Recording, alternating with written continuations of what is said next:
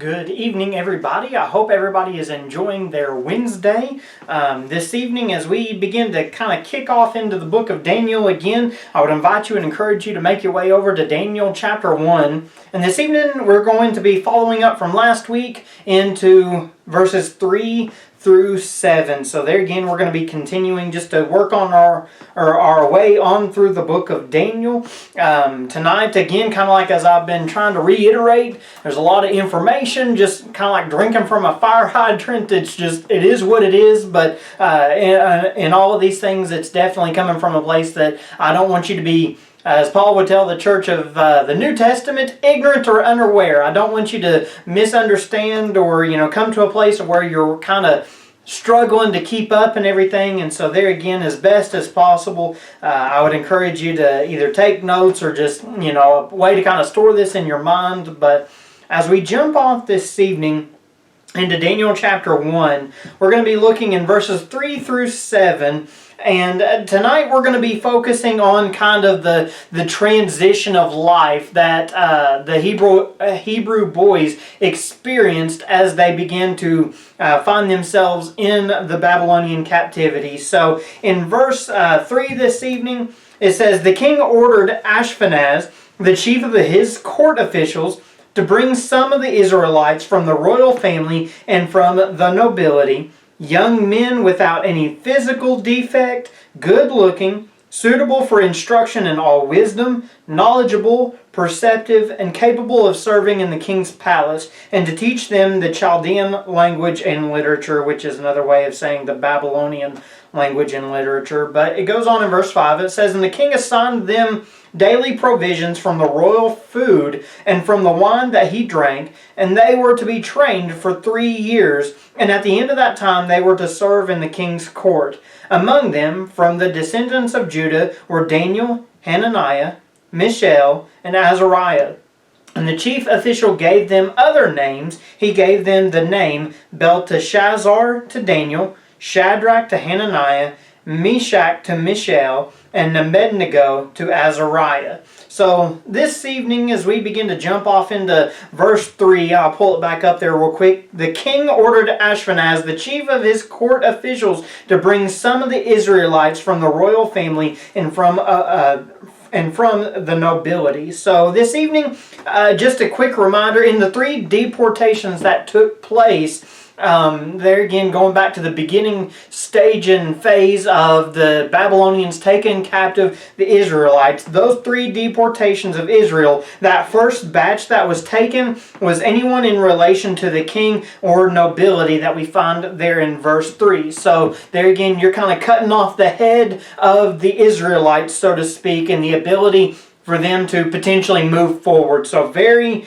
very productive, if that's a way to put it, for the Babylonians in their war mentality to go after the Israelites. We learn that Josephus, a writer of the kind of the intertestamental period, declared that Daniel and his 3 friends were of the family of Zedekiah. So of course they have ties back to the royal family. According to Isaiah chapter 39 verse 7, this is a partial fulfillment that the descendants of Hezekiah's family would be taken as officials to Babylon. There in Isaiah chapter 39, it's a chapter that expresses kind of where Hezekiah actually went to and kind of his mentality, because in essence he came to a final place of saying, as long as it's not me, who cares if it is my family? So there was definitely a hardened heart that was found even in Hezekiah's life towards the end of his life, and just in all of the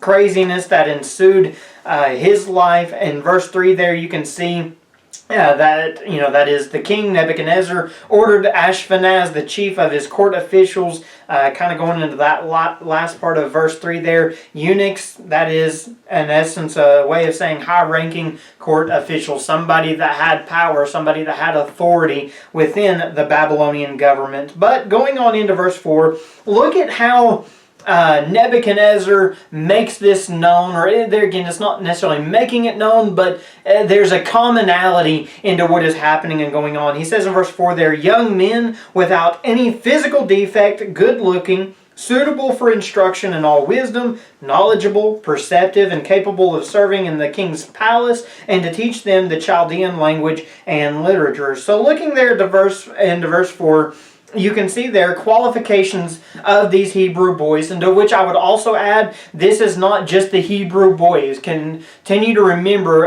what they're coming out of in that battle of Carchemish that we learned about last week. That battle of Carchemish in terms of overthrowing the Egyptians and bringing many dialects and people groups together. This isn't just the Hebrew boys. You're talking predominantly, that's what we're reading about because it's God's Word, but you're talking, this would have also been Egyptians, this would have been Syrophoenicians and different individuals, that goes into that side of it. And so just to kind of give you a basis for that reality.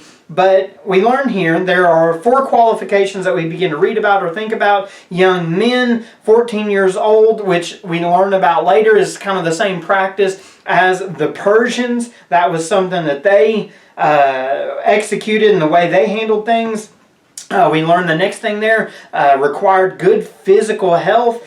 Keep in mind, and ironically, how all these things are put together, and that, that was the same idea that was present for the high priest as he was to go into the Holy of Holies. There again, you're talking the sacrifice of an unblemished lamb, one that was perfect. And so there again, you're talking about the same principle for the priest or the animal that could not have any blemishes. You're talking wisdom, which is intellect or comprehension. That is the idea that, the king wanted within his courts people that were literally, as we learned there, not only intellectually understanding or have this comprehension, but they're qualified, which if you broke down the Aramaic language right here, it would actually literally translate, he who has the power to stand in the court. So the king, Nebuchadnezzar, obviously wants somebody who is able to speak on his behalf and go to bat for him in, as the last slide, or the last point there shows, in times of business. That was extremely important for Nebuchadnezzar.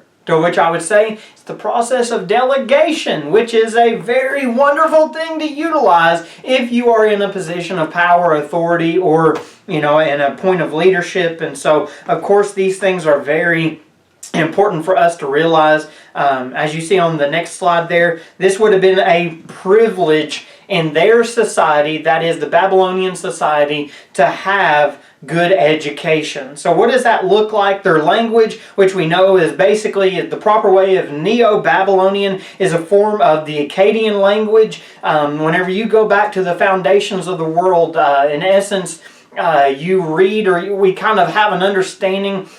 Sumerian language would have probably been one of the first languages of the world to which you would find or kind of understand in the terms of the book of Genesis. But there again, coming out of that, an Akkadian language eventually developed, of which you can see which was written in cuneiform, which was made up of wedge-shaped characters commonly engraved on clay tablets. So even thinking of how the Indians, and you think of how they wrote out their information and their images and symbols, different things like that. So just kind of to give you a basis of what exactly they were in for and what they were kind of transitioning to. Because think about this, they understand the Hebrew language, they got a point of Aramaic touch to them and everything else, but now they're thrown into this Akkadian language for the Neo-Babylonian world that gives them, I would say, a very dominant view and making them even more an asset into the world at the time because they are able to understand multiple languages. What would it be like for us to know that we spoke English, but we could speak Spanish and French and German or, Portuguese, whatever the case is? Having this intellectual knowledge and wisdom definitely helps them to transgress out into other known languages and even people groups at the time. So that's definitely a benefit. But the type of studies or the things that they would have been involved in would have consisted of, for instance, like sign lists, going back to the Akkadian language, word lists, paradigms, legal materials, all kinds of religious documents, fables, omen texts, including those about devils and evil spirits, astrological and mathematical texts, economic data, as well as historical materials. So there again, I wouldn't say that our education today is much different, and the depthness, I guess, is where it really boils down to. But overall, you see, this isn't just a basic thing. This is a lot of time. This is a lot of study that begins to go into their world at this known given time. Okay, so in verse 5, as we look there, it says, "The king assigned them daily provisions from the royal food and from the wine that he drank, and they were to be trained for 3 years, and at the end of that time they were to serve in the king's courts." So at this point, there again, I want us to think about the fact that how much of a privilege and an honor this really was in their society. Nebuchadnezzar didn't have to do this, but given the responsibility of coming out of the Israelite historical background into their, society, Nebuchadnezzar felt that if they, so to speak, I don't want to say were brainwashed, but if they were put into a new life, into a new paradigm, that this would allow them to become a major asset into the kingdom itself. So there again, there's a lot of, smart intellectual reasons why this is happening and going on in order to make all this happen. But we learn in verse 5, their privileged diet came with the responsibility. Whenever they were given these privileges and everything else, they're again kind of about the age of 14 or 15 roughly, this would have been a privilege for them to walk through and to go through and, to be able to display. In terms of verse 5 here, the word is patbag, which I find is funny, is the Persian word here that actually describes the food as being rich food or food that only the king could eat. So they weren't, so to speak, down on the same level as the peasants or, the other people, the lower class of society. Imagine you're taken from one kingship into another, and there again, even one religion into another, and you're, so to speak, you're given the fruits and kind of the, the same things the king would eat, which was not common. But there again, think about the mentality to which Nebuchadnezzar is approaching these things. Think about the logic of, if I treat them well, they're probably going to do for me. If I scratch your back, you'll scratch my back. So there again, there's a lot of intellectual presumptive understandings that go into this that are, I would in fact say, pretty smart, and it is wise for Nebuchadnezzar to do. In verse 5 here, this word is only found in Daniel, but if you'll notice there in verse 5, it says they were to be trained for 3 years. I think that is, again, another point of indoctrination. It is another point of saying that they are being brainwashed, so to speak, into the Babylonian culture and understanding. But to train these men, it translates as to make them great. So imagine Nebuchadnezzar's line, if you will, to the Hebrew boys. You used to be good, but I'm going to make you great. That would be appealing, especially as a captive, thinking, I could have been killed, I could have been slaughtered. They had every right, so to speak, to do those things. But now, instead of saying you should have been killed or slaughtered, he's saying you were once good, but look at me. This is Nebuchadnezzar saying through his eunuchs and everything else, but we are going to make you great. We're going to make you larger than life. You are going to be on the mountaintop rather than in the valley with the other people. To captive people, young men at 14 or 15, that's going to have a certain appeal, coup de grace to what exactly they're after. And it's going to be a relief and a heartwarming thing for a lot of these people. There again, not just the Hebrews, but the Egyptians, the Phoenician people and other, that were taken captive by Nebuchadnezzar during this time.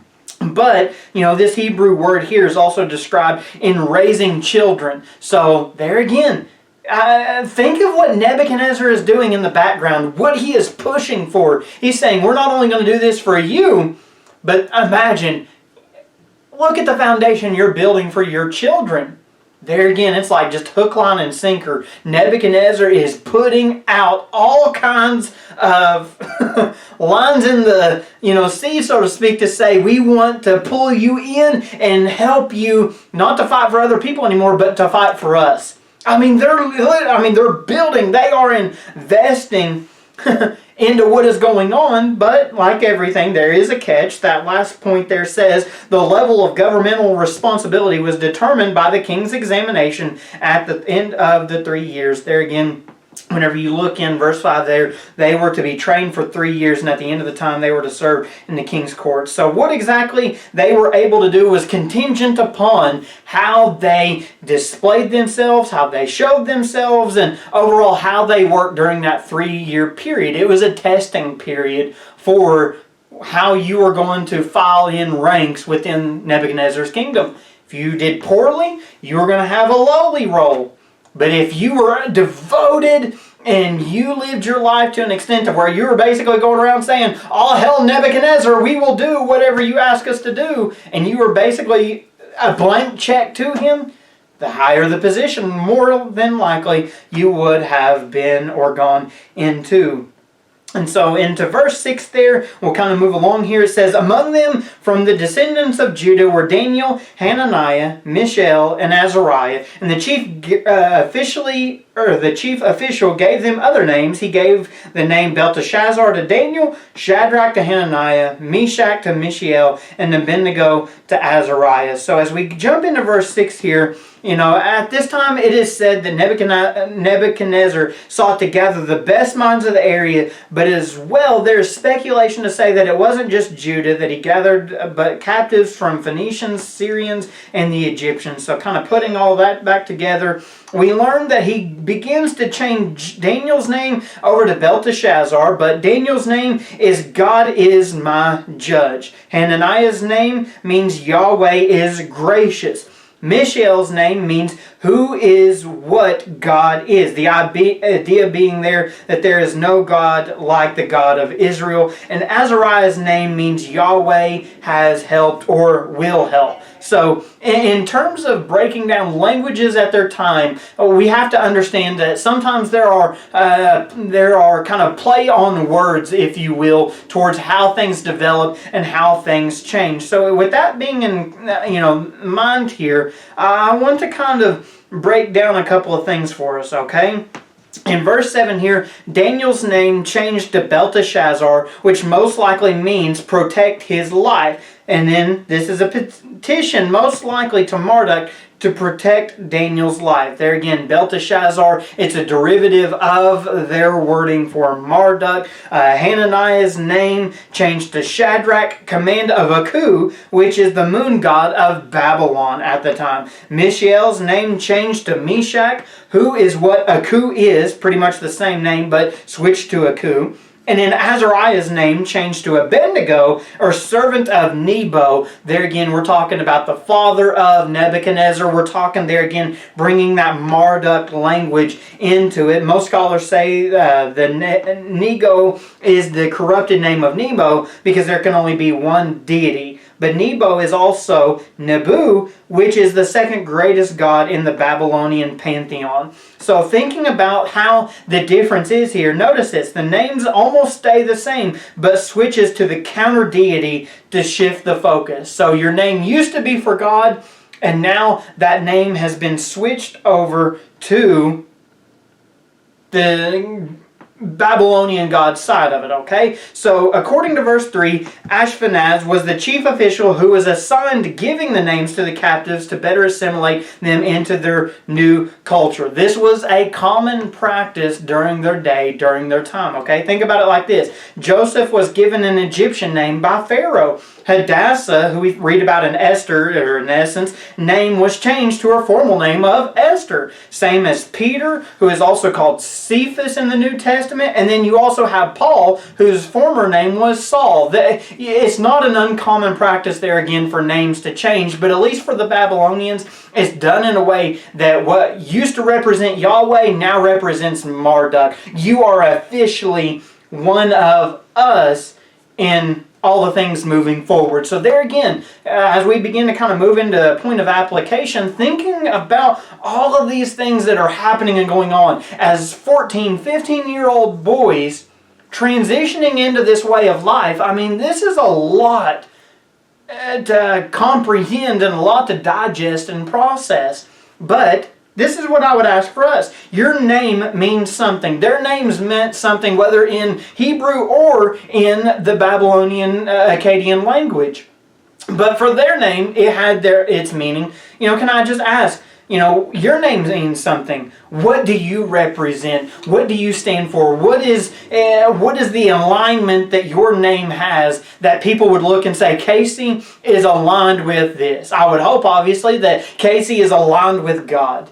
I'm wanting to say my name actually means strength, and it comes from an Irish Old English word, I think, something like that. But nevertheless, strength, strong, something of that nature. But what do you represent? I could care less if I'm strong. I'd want to be known as a servant of God, like Paul expresses in the New Testament, doulos, a bondservant, somebody that not necessarily is enslaved to Christ, but one who's freely saying, God, I surrender all to you. I want my name to represent God. Can I ask, what does your name represent this evening? Many times we can blame God for what we do not have or achieve. I think that it would have been all too common in this moment to where Daniel, Shadrach, Meshach, and Abednego, they easily could have looked and said, God, you have turned your back on us. We ain't going to do this. You've made us mad. You have not answered our prayers. You have not been faithful. Instead, you've sent us into this, captivity of the Babylonians. I think they easily could have rejected following Yahweh and said, well, Nebuchadnezzar, what do you have to offer? We're looking. How many times has that happened with people in the church to where they get their feelings hurt and, well, I'm just going to go looking for something else. Different story. But I would ask this question, have we bloomed where we have been planted? There again, Daniel and them, they could have easily walked away and said, God, Yahweh, we're done. But instead, they went in and they began to bloom where they were planted. They worked for God, I would say, in kind of a different portion or level of society. But even in power and authority, as of course we'll see through the rest of the book of Daniel, there came moments to where they could have had other things, but yet they stuck up for God and they did for God, and yet God continually blessed him, probably actually in better and greater ways because of their faithfulness to him in the midst of living in Babylonian captivity. So, can I ask, have you bloomed where you have been planted? And lastly, I follow up with this scripture, like the story of Joseph there in the book of Genesis and all that he underwent and went through. What did it come to in a final almost culmination of saying? In Genesis 50 verse 20, what you intended for evil, God intended for good. There again, it kind of goes back to that bloom where you're planted mentality. Joseph did that very same thing too, and it worked out well for him. What you intended, that is his brothers and family and everything else, what you intended for evil, God used those circumstances and a situation for his glory and his goodness. So can I ask this evening, as we kind of wrap up Daniel chapter 1 here, verses 3 through 7, are you blooming where you're planted? What does your name mean? What does it represent? Can I ask in those things, how are you showing that God's faithfulness and God's goodness is present and found currently in your life? I love y'all. I hope y'all have a great and wonderful rest of your evening and the rest of your week. If you need anything, please let me know. Continue to pray about those individuals and those things going on in our world right now. But like anything else, if you ever need anything, I'm just a phone call away. But from there, I guess we'll dive off into the rest of chapter 1 next week. So we'll see you guys.